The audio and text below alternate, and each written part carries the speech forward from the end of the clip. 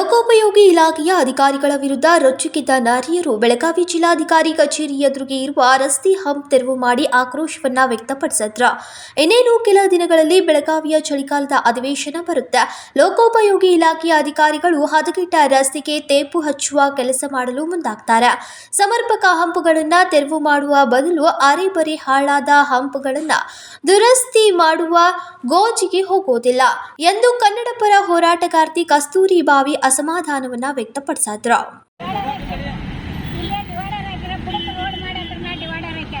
Divider ಇದೆಲ್ಲ ಕಿತ್ತ ಅರ್ಧ ಹೋಗೈತಿ, ಅರ್ಧ ಐತಿ. ಗಾಡಿಗಳು ಒಂದು ಗಾಡಿ ರಾತ್ರಿ ಅದು ಬಂದ್ರೆ ಇಲ್ಲೇ ಗೊತ್ತಿಂದ ಗಾಡಿ ಅದು ಬಂದ್ರೆ ಜಂಪ್ ಆಗಿ ಇಲ್ಲೇ ಸತ್ತು ಹೋಗ್ತಾ ಬರ್ತೀವಿ.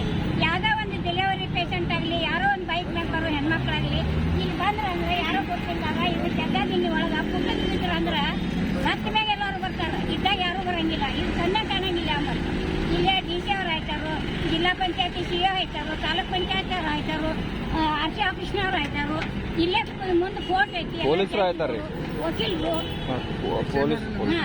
ಎಲ್ಲರೂ ಆಯ್ತಾರ.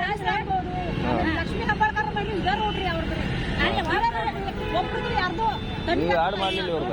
ಒಬ್ಬರನ್ನು ಈ ರೋಡ್ ಹಿಂಗೆ ಆಗೈತಿ. ಯಾರ್ಯಾರು ಸತ್ತ ಮ್ಯಾಗೆ ಬರ್ತಾರೆ ಅವ್ರು ಪರಿಹಾರ ಕೊಡಕ್ಕೆ.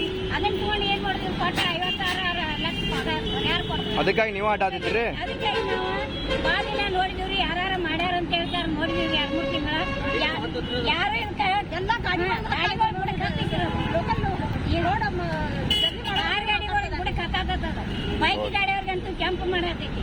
ಈ ಪಾರ್ಕ್ ಎಲ್ಲರೂ ಇಲ್ಲೇ ಆಯ್ತಾರು. ಒಬ್ಬರ ಕಣ್ಣು ಕಾಣತಿಲ್ಲ. MLA ಎಂಪಿಗಳಂತೂ ಮೊದ್ಲ ಕಣ್ಣು ಮುಚ್ಕೊಂಡಿರ್ತಾರೋ. ಅದಕ್ಕಾಗಿ ನಾವೇ ಕೆಲಸ ಮಾಡೋಣ ಅಂತೇಳಿ ಇವತ್ತು ನಾವು ಕಲಿತೇವೆ. ವಿನೋದ್ ಕೋಲ್ಕಾರ್, ಕೆಎಂಎಂ ಕನ್ನಡ, ಬೆಳಗಾವಿ.